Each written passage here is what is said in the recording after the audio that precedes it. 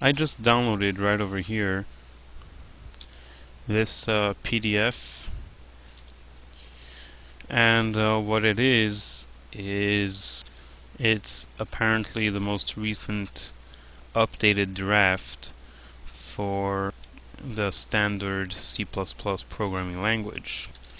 As I explained to you once, that C++ has been standardized by the ISO, the International Organization for Standardization, and they have defined the founding blocks and the ironclad rules of programming C++. Now, for the sake of everything that's holy, this is most definitely not a tutorial or introductory book for learning C++. This is pretty much like the United States Code of US federal law, so it has a sort of very rigid way of explaining things, which reminds me of official contracts which lawyers probably make for big corporations. But if there's any specific detail which you'd like to know the rules about in C++, then you might want to get yourself a copy of this PDF. For example, I recently found out right over here in section 361 clause 5 that the main function doesn't have to have return 0 explicitly typed. If you don't have the return 0 in the main function, then the compiler will make as if you typed it. I don't remember exactly where I found this PDF, but you could search Google for standard C++ N2588, which is, I think, the latest revision of the draft. And you can rest assured that whatever it says in that PDF will work on any compiler on any computer with no problems.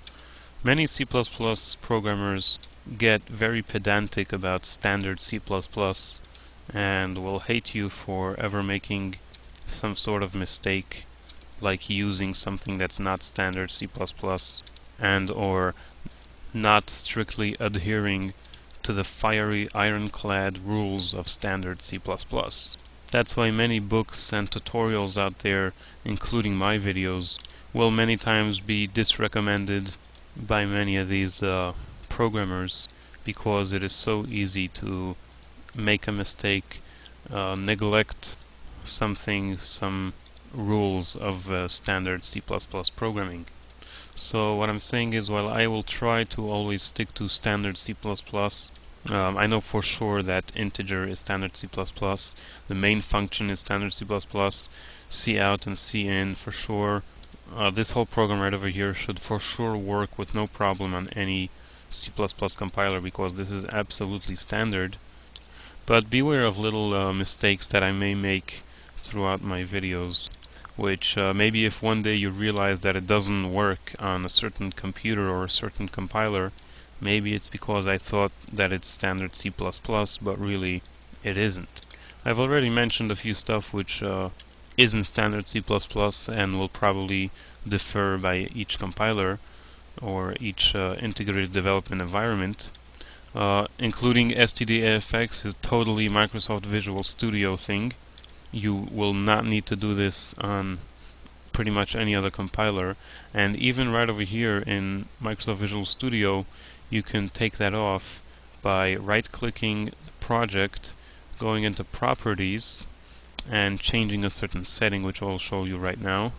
Right over here you can set up a whole bunch of different settings, which is useful for our integrated development environment, which what we're using over here is Microsoft Visual Studio.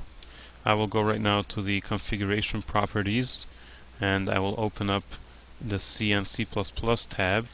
Then I'm going to the precompiled headers tab, and over here, as we see, there's a setting called use precompiled header. I'm going to select that and check not using precompiled headers. I'm going to click OK, and from now on I will not need to include stdafx in any of my source files. As you see right now, this will compile with no problem.